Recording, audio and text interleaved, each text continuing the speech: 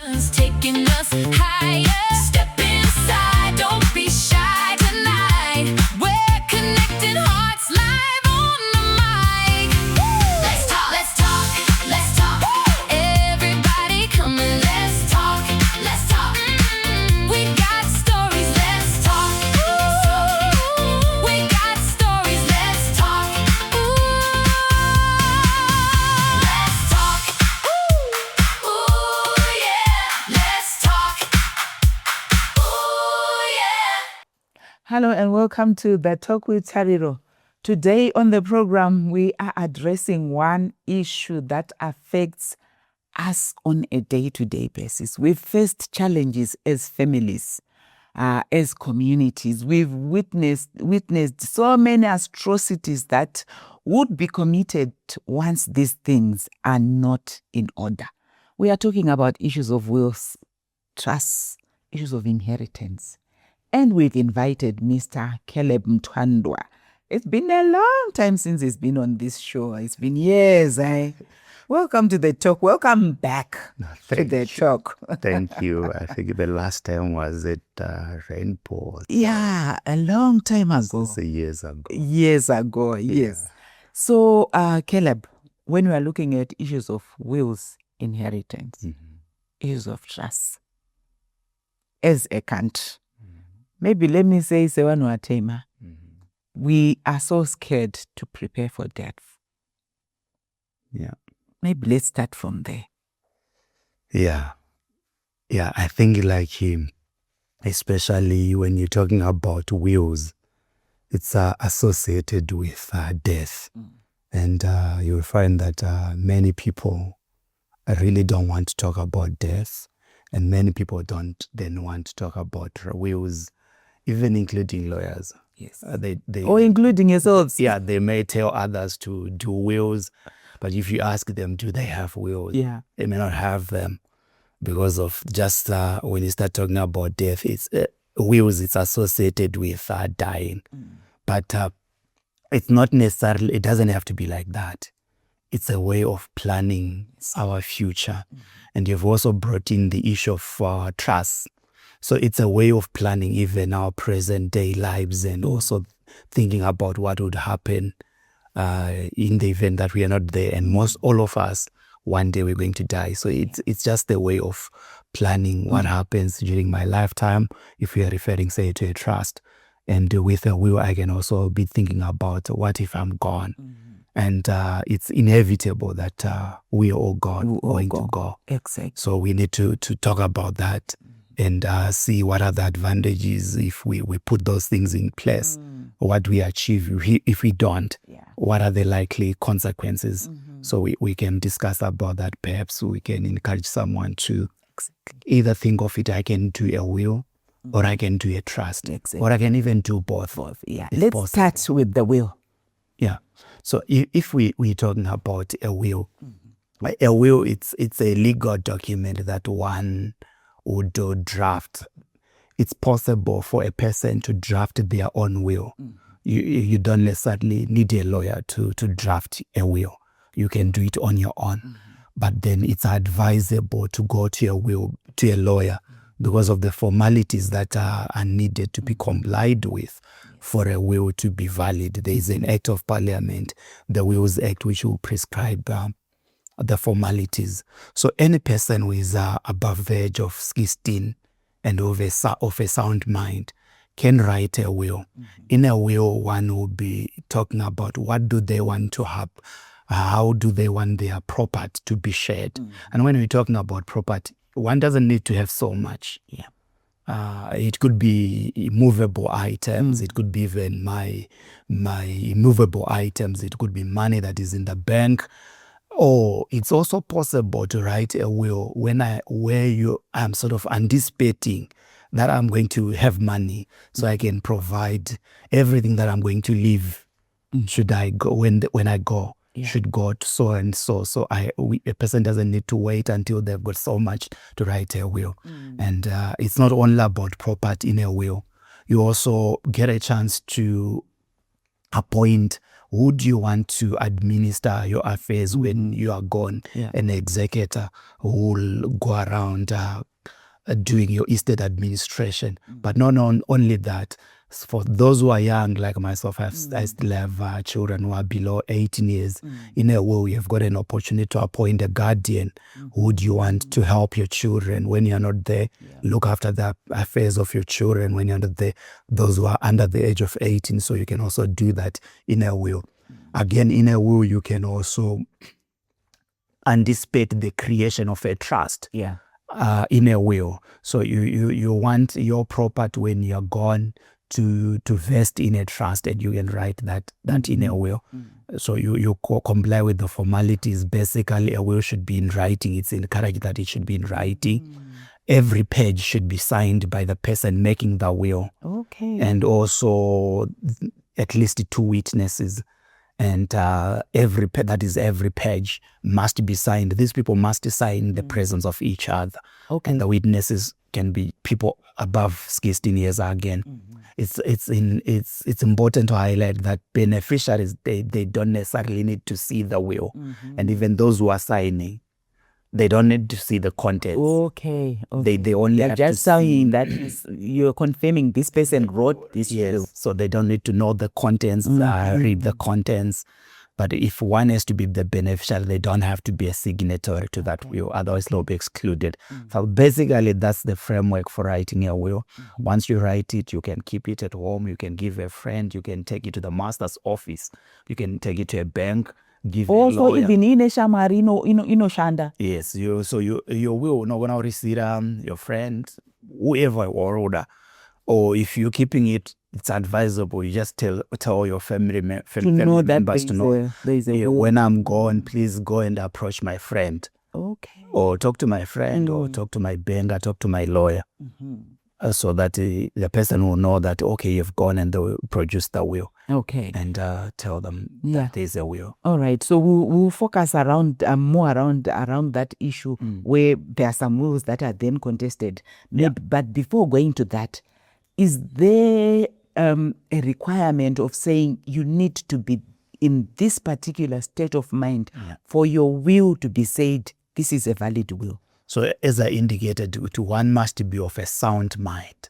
So we are simply saying that one must be sane, must be able to make in a mental state to make a will. It means if someone has got a mental challenge, their will be challenged. And it's discouraged as well, maybe, to write a will when someone they are so sick. But sometimes maybe then a person will come in and challenge them, or maybe at that stage they were not really in a good state of mind to write a will. So that's why we also need to just talk about it when things are well, and maybe make a decision to say, I'm going to write my will. A will can also be changed. So people must know that I can write a will today and change it tomorrow. So it's flexible. Indeed, that's Mr. Mutandwa there enlightening us on issues around wills. Join us after this short break.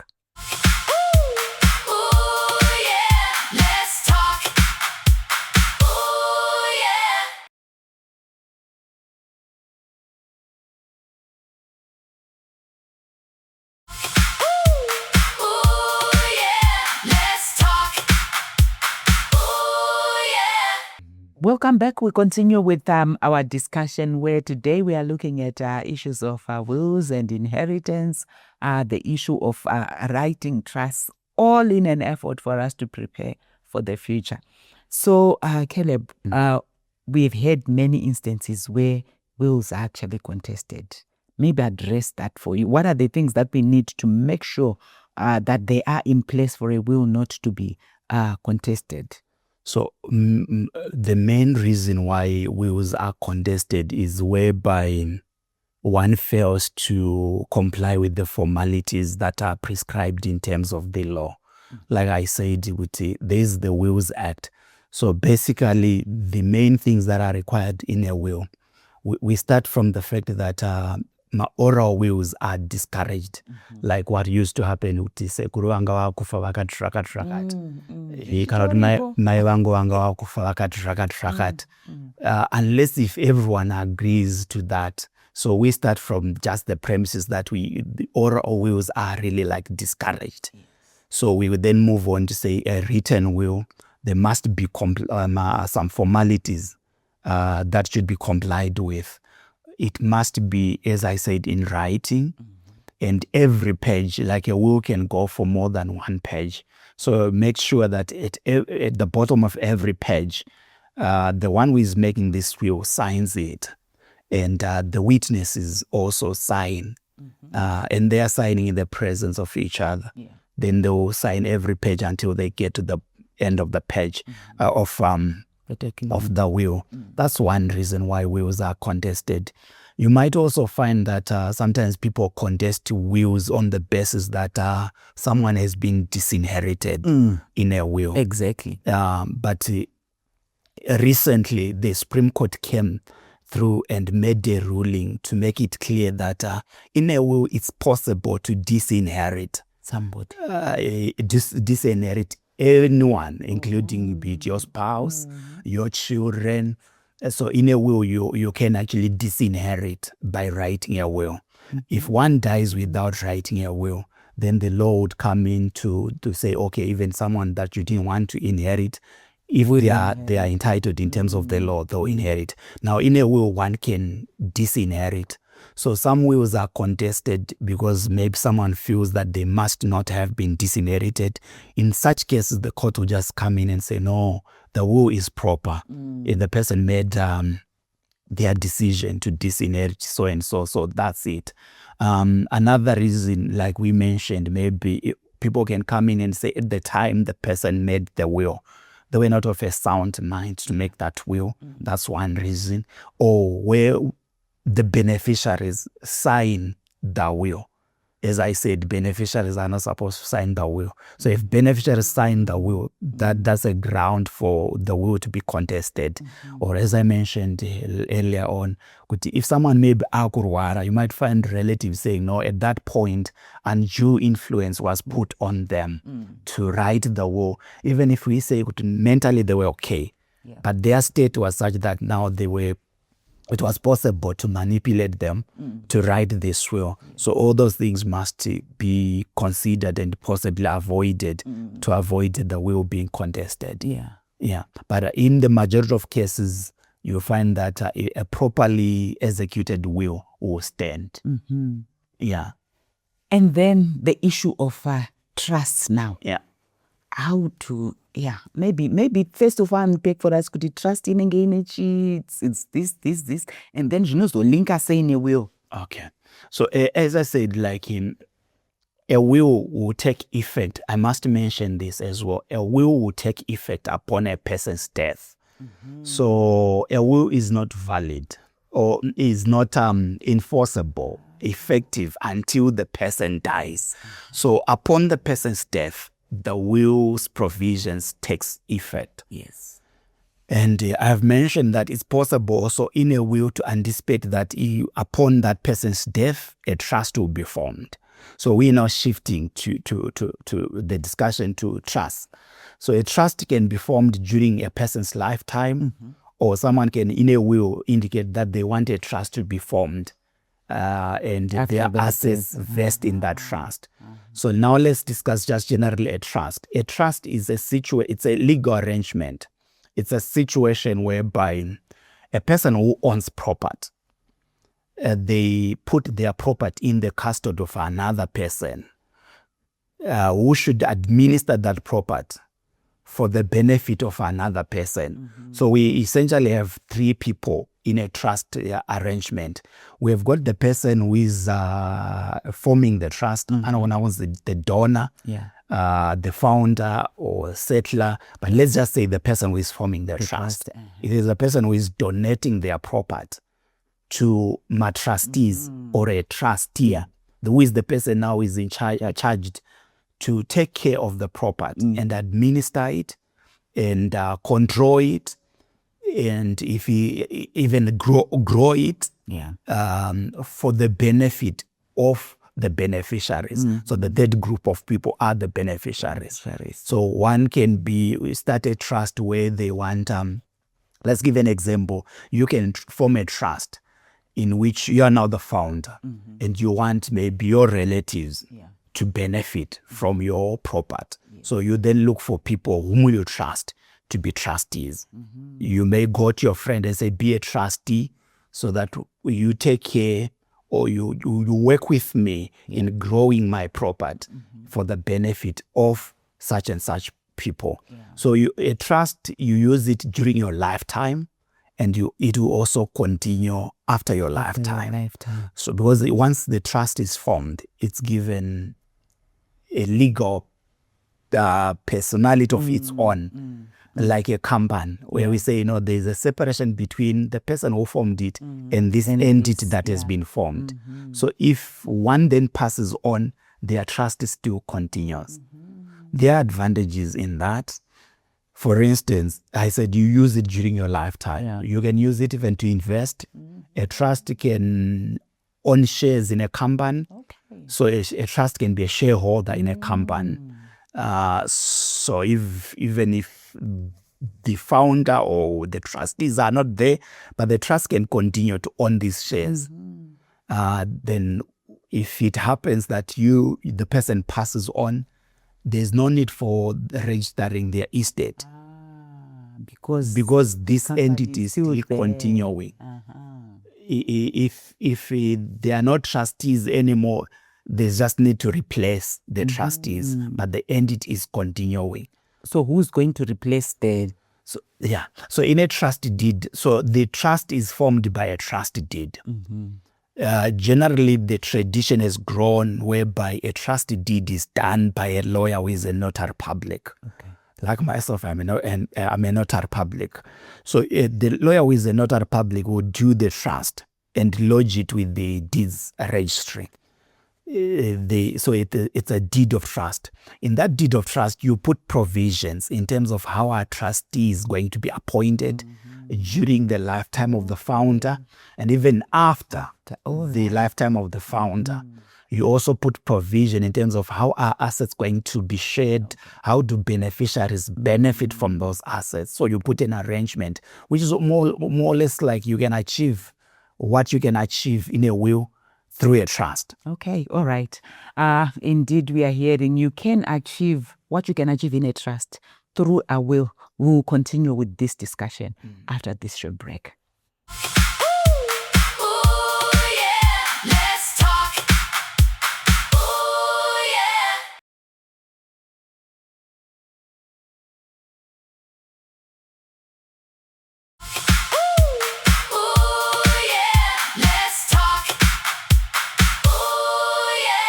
Welcome back. We continue with our discussion with Mr. Mutandwa. So before we went for the break, you were saying one can actually achieve what they can achieve through a trust, also through a will. Maybe continue to expand on that.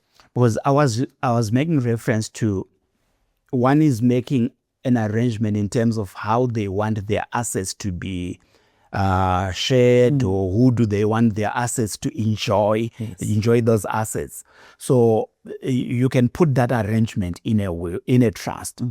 The added advantage of a trust is also that these assets can continue for generations, being owned by the trust.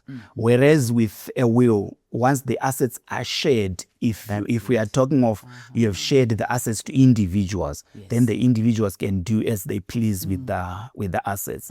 But in a trust, you can then put an arrangement to say my assets will benefit my children, and after my children have gone or I have reached a certain level, I want these assets to benefit my grandchildren.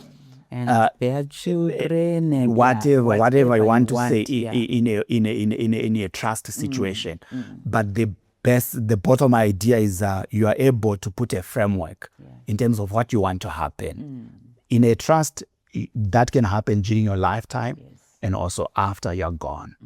So those are some of the advantages. The thing is, with a trust now, you need a lawyer to draft the trust deed and have it lodged. A trust deed again can be amended, but unlike a will, it's easier to amend a will than a trust, because again, when you're amending a trust deed, you go through the same formalities. You need the lawyer. Yeah, that's what I wanted to also ask. One thing that people often grapple with is the fact that, let's say there are assets within a trust. People say hazutenge seke. Okay. Yeah. All right. Yeah. Can assets in a trust be sold? Can I indicate that, or? So that's good. It gives me one of the reasons why it's good to think about a trust. A trust can also be used to protect assets, like in cases of one has creditors, debtors, and all that. Once these assets are in the trust, they are now owned by a person who is separate from myself, if I use my example. So if I've got creditors and they are coming for me in my personal capacity, and I've got certain assets that are in a trust, they can't go for those assets. That's one advantage, and that's one reason why some people could actually go for a trust. Those who are in business, they can do that. A property that is in a trust, it can be sold. It can also be used even to get a mortgage. Say if you're in business and you're thinking, but if I put my property in a trust and I want now to get a mortgage for my business, what am I going to do? It can. Because it then depends with the provisions which are in the trusted deed. So some would want to say, I don't want my assets to be sold. So you put that in a trusted deed. And once you put that, they can be sold until the conditions that you have stated are met. But some would say, okay, like if I'm just talking about an arrangement, some may put in a clause to say, until my last child has finished university, the properties must not be sold. But once my last born has finished university, all the beneficiaries can agree to sell the assets, or to sell that asset and leave that one. And then it can also make arrangements to say, once they sell that asset, they'll share in this manner. So it can be possible. So it really depends in terms of the provisions that one puts in a trusted deed. The important thing, you are being given the control of what you want to happen. So effectively, we are saying when there is a will, all these challenges that people face related to inheritance would then be eliminated. Some will be eliminated. Because when there is a will, you still have to go and register your estate with the master of the High Court. So let's say for those people who really have assets, you may have the will and the estate will have to be registered with the master. There are still expenses that will have to be paid at that stage, which is like currently it's 4% of the value of the estate paid towards the master. If again in a will one is appointed a professional executor, the professional executor will charge fees. So depending at what point one is going to go. If one goes when their children are still young, their children may still face challenges in relation to the estate administration. But at least you have reduced the challenges in terms of people coming to grab the property, people fighting to say, I want to inherit that or that, because now they will know that the person says, this is how my estate is going to be shared. We've got even problems with, say, for instance, if a woman passes on and they leave a property, their own relatives can come, maternal relatives can come and say, no, our child wakashanda chitora. But in a will, that woman can say, no, msatorere vana vangu. So she has at least dealt with that problem. Msatorere vana vangu, msamutorere murume wangu kana pasina zvaaita, please musiye. Any trust also, someone can do that. Kuti shamwari kana ukazoroora obva pamba yangu. Asi kana usina kuroora unogara zvako. So what message would you, I think we're going to invite you again because we still have a lot of questions that have not been addressed that people actually have. But what message would you like to leave Zimbabweans with pertaining to the importance of wills, trust, just planning for that eventuality. Yes, I think it's very critical to think in terms of writing a will. As I said, you don't need to have so much to write a will. Just be 18, be of a sound mind. Even when you're just anticipating one day I'll have property. Yeah. Then you just write your will. It avoids so many problems that you can avoid. Then you also think in terms of you can do a trust. You can use it for investment. You can also avoid challenges to do with estate administration once you are gone. Yeah. So these are very important tools for planning our future, and sometimes with a trust you are even planning your future when you're still there, or a future when you're gone. So this is what so many people now are doing. Young people mostly also are now buying properties using trust rather than just buying using in their own names. Indeed, you heard it from our legal practitioner. It is important that we put our house in order. I think that's the easiest and best way I can just put it. Until next week, it's goodbye. We got stories, let's talk, let's talk. Ooh, we got stories, let's talk. Morning light and the cameras rolling, people smiling, conversations flowing. From the city streets to the worldwide view.